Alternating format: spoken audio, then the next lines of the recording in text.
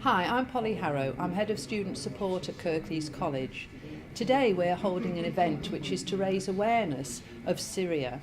So we have some really interesting keynote speakers talking to an audience made up of universities, colleges and schools from around West Yorkshire. All colleges in further education have a duty to raise as much awareness as they can regarding the very key issues of radicalisation and extremism, and we're hoping today will be a great success for us. So it's with great pleasure that I'd like to introduce Superintendent Jed McManus to give an overview of this event. Thank you. You will all, I know, have seen various things in the news. Whichever newspaper, radio or television you look at, it's very difficult to escape the rapidly changing events in the Middle East, and in particular in Syria and Iraq. The newspapers will tell us that there are more than 500 British people out there. The newspaper, The Times today, says that 30 of them have died. On average, does that mean that there are people from West Yorkshire out there? Well, yes, it probably does, doesn't it? So that could be very close to home to us, and hopefully we will begin to explore today some answers in terms of how we can begin to manage that. So, just going to look a little bit about the conflict. I'm sorry, I did miss the first presentation because I was a bit delayed. So bear with me if I'm repeating some of the facts that's already been mentioned. So it started in 2011. We've got 2.4 million fled, 6.5 million displaced. These figures might be a little bit out of date because my understanding from my family and friends at home is that lots of people leaving on a daily basis. So it's probably quite hard to kind of get the figures or the latest figures. Just out of interest, what do you think the Syrian population is?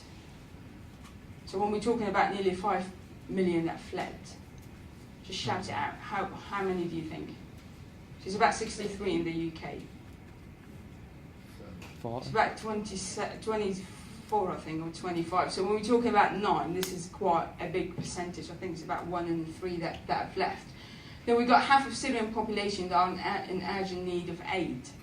That's again, I mean, for the UN Secretary General to say that doesn't mean that they need I don't know, sky, or they need a bit of heating. Actually, they need medicine and food. They're not actually surviving. So the situation on the ground is pretty bad for Syria.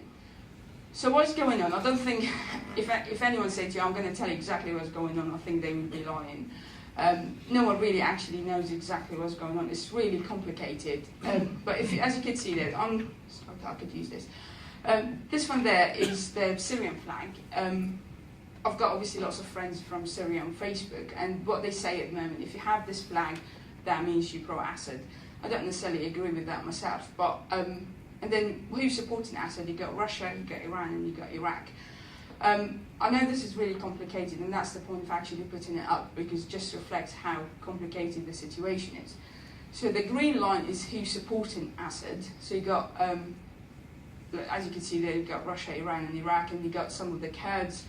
And who's fighting Assad? You got this, which is the independence flag of Syria, that lots of people, when they went out to demonstrate back in 2011, they used this flag as a flag of freedom or the independence. So within that, you got there are only 3 groups there, but I understand that there are about over 1,000 different groups actually fighting Assad. So you got Army of Islam, Free Syrian Army, which is the FSA. We had it quite a lot on the news up to like 7-8 months ago, but now you hear more about ISIS or IS or ISL. And then you got Al-Qaeda itself. So in terms of, obviously what we're interested in here today is about the UK. And I probably don't need to quiz you, because you probably know that lots of people from the UK have gone out to Syria. I think the last estimated figure was about 500 British nationals that have gone out. So, and this, I live in Bristol, and this, the latest kind of young girl that she travelled to Turkey. I don't think it's known or confirmed whether she's in Syria right now or not. But she's called Yusra. She comes from a Somali background. She's 15. And she basically felt really passionate about the cause of what's going on to Syria. And she's she might be out there, or she's in Turkey, we don't know. And we've got also the Cardiff case, which is again is local to me, but I'm not really going to be mentioning some of the cases that is local to you here. But they obviously went out to join what's known as ISIS, and just to really give you an idea how dangerous ISIS are, is that Al-Qaeda themselves, who are responsible for 7/7 and 9/11, actually saying that ISIS, they are too violent. They condemn them for being too violent. So that just could give us an idea actually how violent they are. So how does this conflict affect you here? Proximity. Do you guys know how close Syria is? How many hours on the plane? 4.5. Unless you go with the Syrian airline, which I did, and it takes you 7 hours because they're usually always late. So you got from London to Syria, it's I think it's 2,796 miles or something. So you could drive it in 48 hours. It's very close. And what's happening at the moment? Lots of people obviously go to Turkey, first choice flight or whatever, and then from Turkey they go down to Syria. Global jihad, which is like I said, it's at the moment referred to as IS, or the so-called Islamic State. Unfortunately, I think, obviously I'm a Muslim myself, and I don't agree with that at all. There's been lots of work by Islamic scholars that are saying it's not global jihad, it's not part of that, because what you're doing, you're causing strife between Muslim communities, which they are, and actually Islam is about unity. And therefore, it's actually that narrative is not necessarily true. And we need, I think, more and more in the community to tell us about that, because it is a cheap narrative. And lots of people do believe in it, because it's quite powerful when you're saying if you're Muslim, it's your duty to kind of join jihad, which is quite a lot on social media. You got daily reports in the media. I mean, it upsets me every day I watch the news, because you kind of, every day you have something about Syria. And obviously I'm connected to, I've still got immediate family that still live out there in Damascus. From kind of, I suppose, educational perspective, is that I arrived here in 2004, and I went to a college and then went to university, and I was quite vulnerable in terms of what's happening in Iraq, because as Isa mentioned earlier, we're all Muslims, and you feel quite passionate about your brothers and sisters in that. But I don't think, I was in the UK education system for over 4 years, and not once anybody's come to me and said, are you okay about what's happening in Iraq? Not once. I'm not blaming their college or the university that I went to. I'm just really trying to kind of put it out there, and just to say, do you support your students in that? Because I think we underestimate the impact and the emotional impact that this has on students, whether they're Muslims, whether they're Arabs, whether they're Syrians, which again, it will be even more affected by what's going on. Again, these figures are slightly out of date, but they are the only figures that I could find. So the UK has accepted about 1,100 asylum seekers. And what really the point of me putting that up is that the Syrian community will grow here in the UK. I mean, if you arrive there as an asylum seeker and then you get given your refugee status, you'll be allowed to bring your wife, for example, and your 4 children. So one person could become 5 or 6. That means, without a doubt, the Syrian community will grow in the UK. Another thing that I feel quite passionate about as a Syrian myself, which unfortunately is not being promoted well enough in the media, is around how much the UK has actually funded the crisis, which is given the largest total sum that the UK has ever given to a single crisis. And I think for me, I just feel, well, lots of people say, oh, the UK is not doing anything, but actually they are.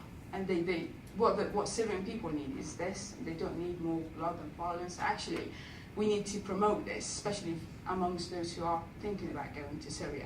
As you can see from the agenda for today, we're looking at the bigger picture, then we're looking at a more local picture before we move on to what it actually means in education.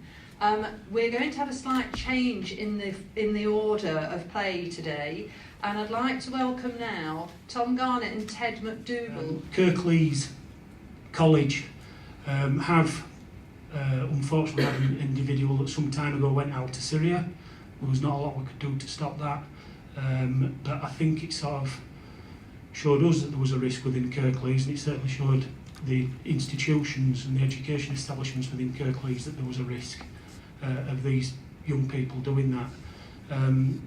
Polly arrived on scene at Kirklees College, and I'm happy to say that going forward, well, we've got this event on today and we've loads and loads of events, we do a lot of work together. Suffice to say, one of my jobs is to have a specific point of contact within the various institutions. Polly, because of the relationship that we have, Polly was made aware through her safeguarding staff that they had a young girl last Monday who was travelling to Syria on Tuesday. Obviously the alarm bells were all ringing. This young person had an absence back in April for quite a considerable time, and once she eventually came back, it was basically she'd been to Syria. And obviously she's going again, and obviously we've heard what Mr Dixon's had to say. The alarm bells are really, really ringing here, because we said it's not just young adults, old adults, males, it's young girls as well, of which we've got quite an extensive list in our region of young people that have travelled. So Polly was able to access me via a phone call straight away. I took all the details, came over and see Polly. We got all these details, albeit scant details. We got enough that we could then go, and obviously in the CTU world we do have access to various partners and various partners lists, etc., etc. We were able to have an immediate case management meeting on this particular individual and what we knew about this individual, and we were of the impression that it was a safeguarding matter, and that going forward we needed to just try and visit the family before the mother, and it was supposedly the daughter and the mother were leaving, and get our message across to them, and then probably very much do what we did with the convoys is, if we can't, we need to know that you're coming back and you're going to be safe, etc., etc. So because of our working relationship, and I think these are what we need to realise are very, very key, we were able to basically by, I think it was 9 o'clock that evening, visit the family, speak with the family. The family are Syrian. They've been in this country for about 10 years. They do live very, very locally. And the upshot of it was, it was a good upshot, but it wasn't quite as exciting as it could have been. But the upshot of it was that I think this girl is a bit of an attention seeker. Because back in April, she hadn't been to Syria for a month. She'd been to Lebanon to visit a sick uncle who's come out of Syria to Lebanon to receive chemotherapy. So they've gone to visit him because he's unfortunately not going to survive. And this time they were actually going to Amsterdam to visit family in Amsterdam. And they are back now, safe and sound. So it was, it was sort of false alarm more than anything. But it did show how quickly we can work together from a phone call at 20 to 8 in the morning, that we've got the job sorted by 9 o'clock that evening. So it was a bit like an episode of The Bill more than anything, wasn't it? So we were able to speak back to Polly, and obviously it's just, although like I said, it's false alarm, it just shows how quick we can work and the work that we can do for each other, provided we are prepared to take the responsibility of to share information, and that we are prepared to speak out for people that are vulnerable and that we suspect are vulnerable. It also shows that we as the cops that are sort of policing against terrorism don't go kicking in doors and knocking down windows and going in with SWAT teams and doing all this. We can do this work subtly and get the message across. I don't think we've really said what Prevent is for you all. Prevent is the initiative that challenges some ideologies, but who really focus on early interventions. And so what it means for us is that if we embed in our staff development Prevent training and raising awareness of Prevent, and remember today we're looking at international, national, local, we're giving you a quite a macro picture. For your teams you need a micro view, and you need to know how to look for signs that may be of concern.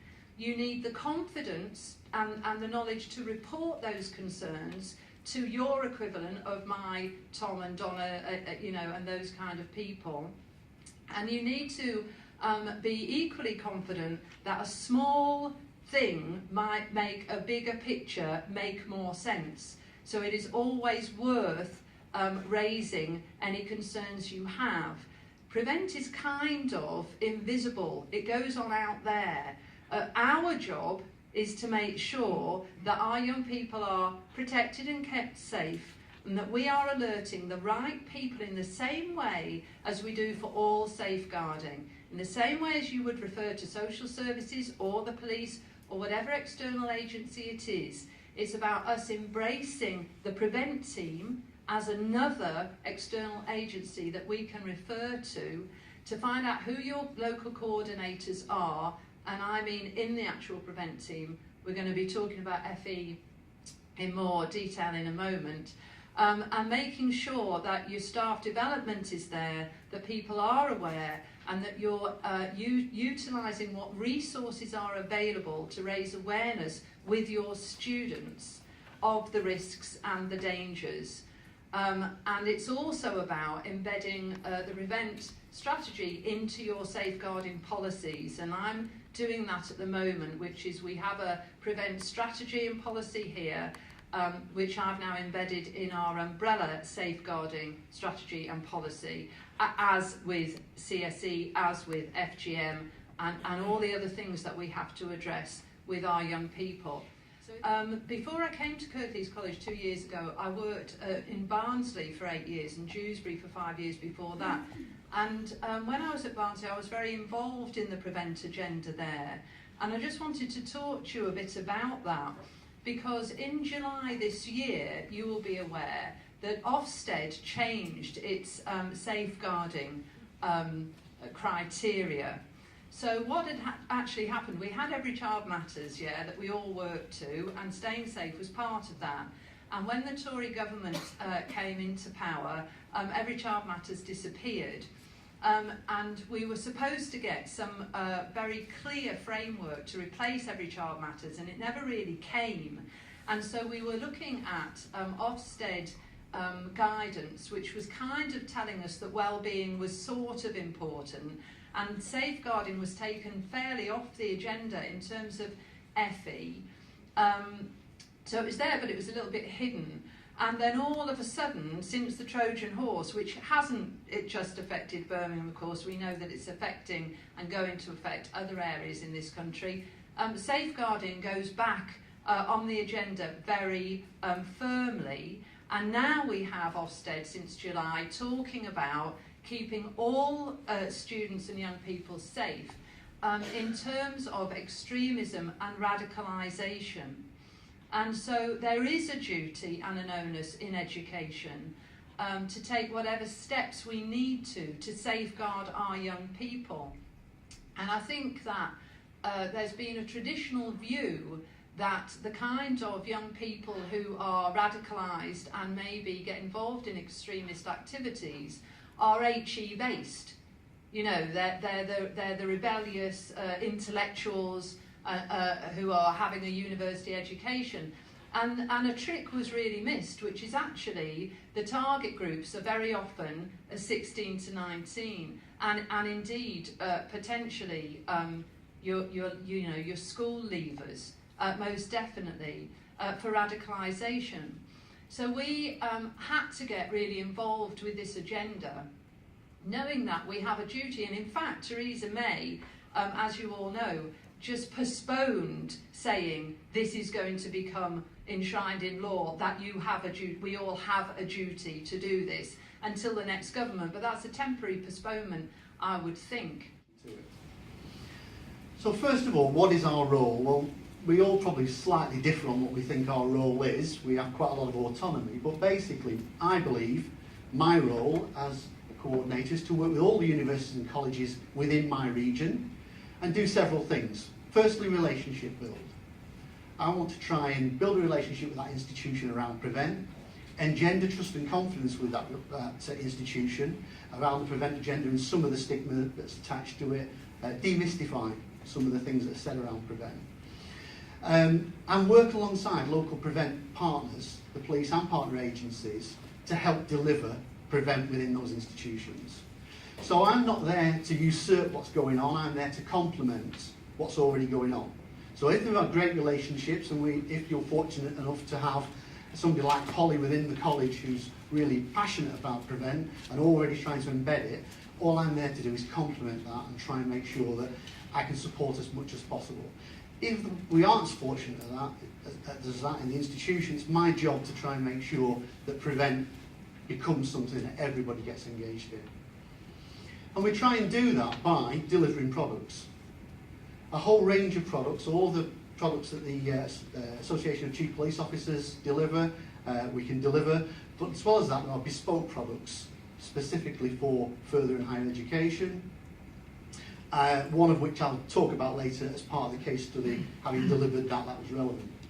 So we deliver those products and try and bring staff up to speed, just really what Polly was talking about before, safeguarding staff, student services staff, but in effect anybody within the institution who we think would be come across changes in behaviour and spot concerns regarding the path that an individual student might be going on.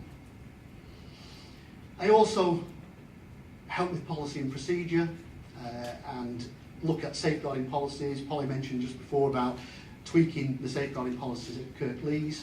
I would sit down with the institution and show them some what I consider to be good policies from elsewhere in the country, but also assist them to try and make sure that it's fit for purpose in relation to what they're trying to achieve.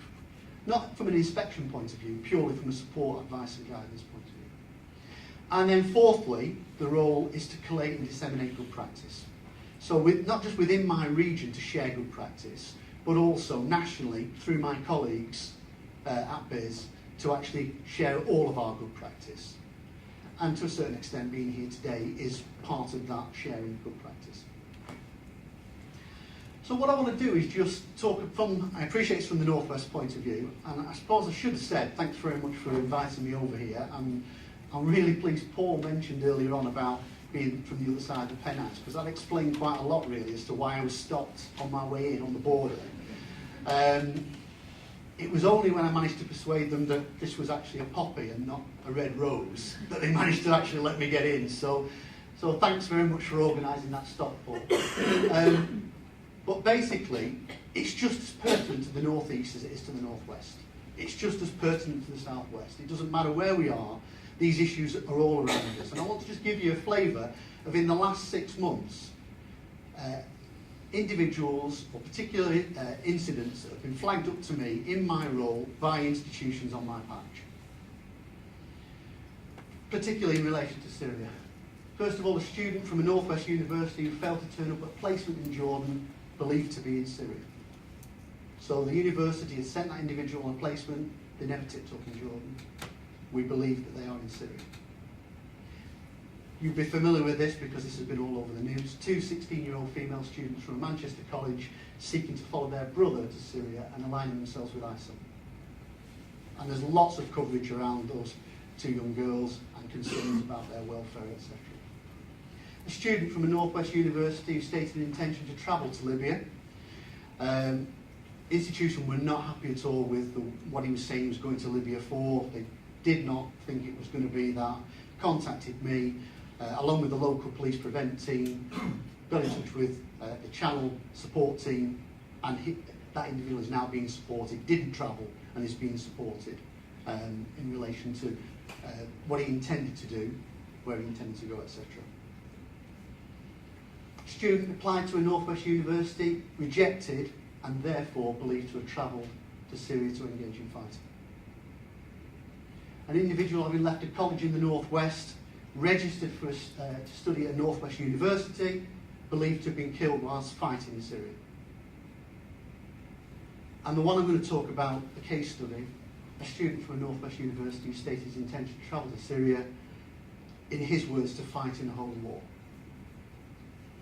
And you may well think that with this particular case, that if he's indicated his intention to fight in a holy war, that there would be a certain set of circumstances that would follow from that, and that would probably involve that individual being arrested. That wasn't what happened. I'd like to take you through what we did do and how it all panned out. That's basically a little bit of a spreadsheet. I'll take you through it all the way. But the basis of all of this, I'd built a relationship with the institution. I'd delivered a package of awareness raising around this agenda to senior managers. They'd liked it so much that they'd asked me if I would deliver it to other academics and staff within the institution, which I did. And basically, that started this chain of events. 5 months after that training, the university contacted me and said they had concerns about the student. He'd asked for an extension to his dissertation, and basically, when probed, the member of staff who'd been on the training started thinking there's something more to this. Explored what was going on, and got to a point where eventually the student said, I'm going to follow another student to Syria and fight in a holy war. The other student had already left the institution. So I gave advice and support in relation to that, and obviously because of the implications of his impending travel, there was no alternative but to liaise with my colleagues in the police, in Prevent, within the counter-terrorism unit, based in Manchester, and say to them, you need to be aware of this, we need to support this individual. But if possible, I'd like to make sure that we keep the students and the institution at the heart of the process. And let's just explore a little bit more about where we've got to. I don't really want us to be kicking doors in, bits that we talked about earlier, I think Tom mentioned it, kicking doors in and trampling all over campus and so on and so forth.